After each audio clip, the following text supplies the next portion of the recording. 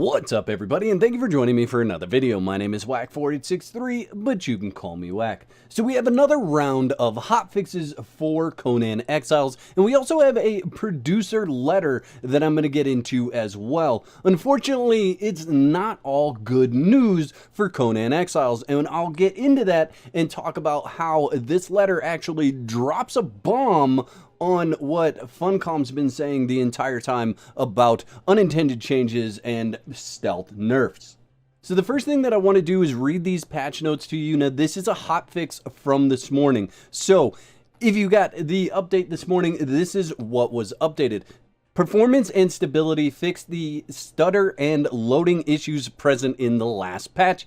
Exploit fixes enabled a server-side setting that allows for resetting attributes that exceed expected values. AI and Thrall fixes fixed a modding-related issue where wildlife AI would become unresponsive when merging combat rules in the dev kit. Balance updates restored the stats of several weapons to their correct values, namely the Mace of Thag, the Scythe of Thag, the Hammer of Thag, the Black Ice Javelin, the Black Ice Throwing Axe, the Black Ice Broadsword, the Black Ice Longsword, the Hook Sword, and the Pristine Kahari Bow. General bug fixes: it's no longer possible to build in the Silvermine dungeon. Dynamic building damage setting will no longer reset upon server restart. Fixed a modding related issue where new custom placeables would not be loaded by the editor. And audio fixes: character voices should no longer be replaced by animal sounds.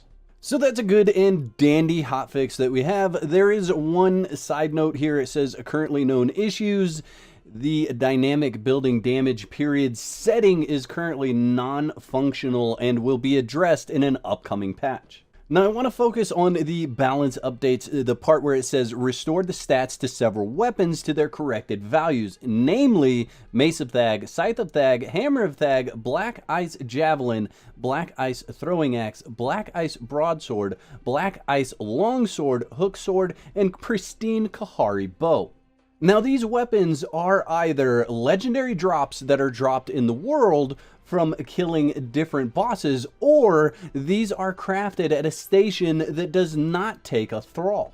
Now I want to move over to the producer letter that was posted a couple of hours after the patch notes today, and the title on this producer letter is Update on Recent Undocumented Changes. Now if you've been following along with my videos or you've been following along with the forums, you know that the undocumented changes really got publicized back in December. And that was in part to one of my videos where I showed that thralls were losing durability on their weapon. Now that was confirmed to be an unintended change. However, we've been waiting to hear about these weapons, which some of them got crossed off the list with the hotfix today. Now let me read you this letter from the associate producer of Conan Exiles, Jay Rowland. It says, "Greetings Exiles, we wanted to update people on the recent equipment balance changes that came out with the 2.2 patch. First off, it seems we did miss including several intended changes in the patch notes, and for that we are sorry. I'll be the first to say thank you for the apology. I appreciate that. Let's move forward and let's get better." And we're really relying on Funcom to get better about these patch notes. Moving on in the letter, it says, "While we try our best to ensure any planned changes are documented, things slip through the cracks sometimes, and this is one of those cases." And what I'm going to say, Jay, is your letter is another example of one of those cases. Let's move on. The 2.1 economy patch introduced thrall bonuses to weapons and armor and removed the exceptional and flawless versions of crafted gear. This also meant that some gear which previously did not have high-grade versions, like Telesaro, could now be crafted with stats that exceeded their intended ranges. To compensate, the base stats on these items were reduced. Unfortunately, this change was accidentally applied to some items that are not craftable or for other reasons cannot benefit from the thrall change, which is the list of weapons that I read you from the patch notes today. We have begun to revert some of these items in the 2.21 hotfix, but not all the affected items have been corrected at this time. We appreciate the feedback and all of the help tracking down these issues, and we are continuing to review balance issues and adjusting where needed. Improving the accuracy of our update process is an ongoing objective of ours, but when we miss something, it's immensely helpful that so many of you took time to let us know.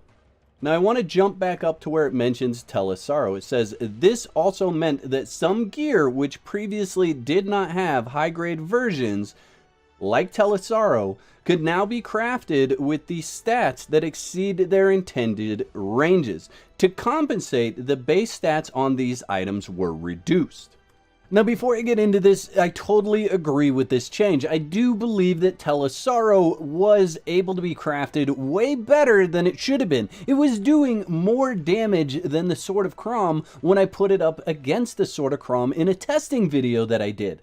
And I uploaded that video showing you how good Telesaro was, and I'll link that video in the top right-hand corner of this video. However, we have an underlying issue here. Since the patch notes for Update 2.2 came to test live, there has been no mention of Telesaro in those patch notes. However, this producer letter says this meant that some gear which previously did not have a higher grade version like Telesaro, could now be crafted with stats that exceed their intended ranges. So we know from this producer letter that Telesaro and some other gear is going to be intentionally changed, or has already been intentionally changed, and has not been reported through their system of letting us know what is intended and what's not. That would be the patch notes.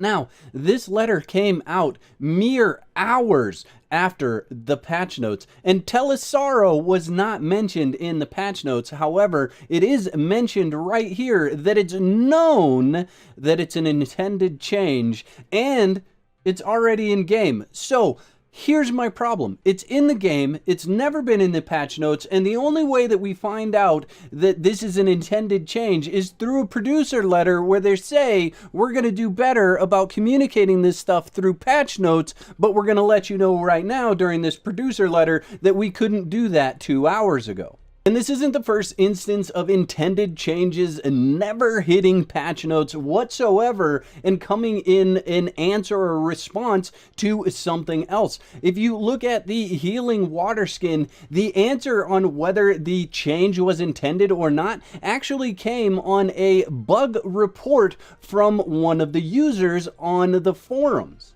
Now, while I appreciate what's in this letter and the words that are said in this letter and the openness of this letter, I feel like there's a lot of room to grow here, and I'm really hoping that Funcom will take this opportunity to really rise to that occasion. I personally feel that some of these changes Funcom feels will not be well received by the community. But I'm going to go back to December, and I'm going to say one of the changes that was introduced with that patch was the karmic ability being removed. And there was an outpouring of opinions that came from the community about the karmic ability being removed.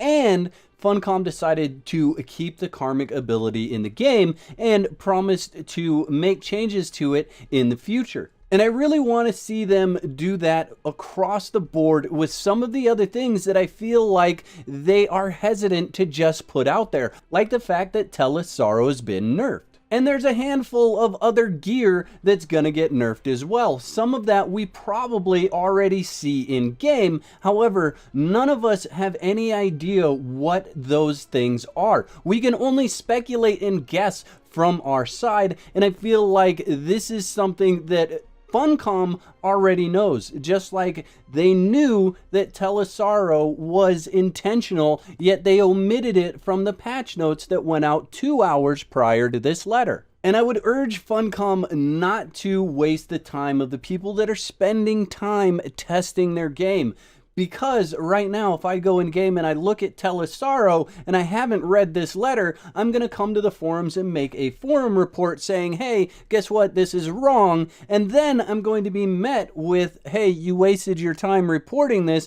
because we know it's an issue and it's intended along with some other gear that we're not going to let you know about until a future date. And those changes may or may not already be in Update 2.2. Now, I'm going to close by saying that I'm not expecting perfection from the patch notes. I understand that things slip through the cracks, and it's expected. We are all human. Even I have reported things incorrectly in the past. However, it is very vital that when you know and when it's in the game, it needs to be added to the patch notes. And I would say even if it wasn't added to the patch notes, but it made it into the game and you have another round of patch notes coming out, go ahead and include it in those patch notes so that we all know, hey, this was intended and we don't have to look at that anymore. And some great examples of things that have been intended changes but never made it into patch notes is the healing water skin, the Telesaro, which we now know is intentionally nerfed, and I'm going to go all the way back to the removal of critical from Conan Exiles. Now, I have no doubt that Funcom is trying to get better at the things that were mentioned in this video. Better patch notes, better communication, more open communication and honesty. I feel like Funcom is trying to do better at that. However, we don't grow if there isn't some pressure applied. So I'm applying that pressure.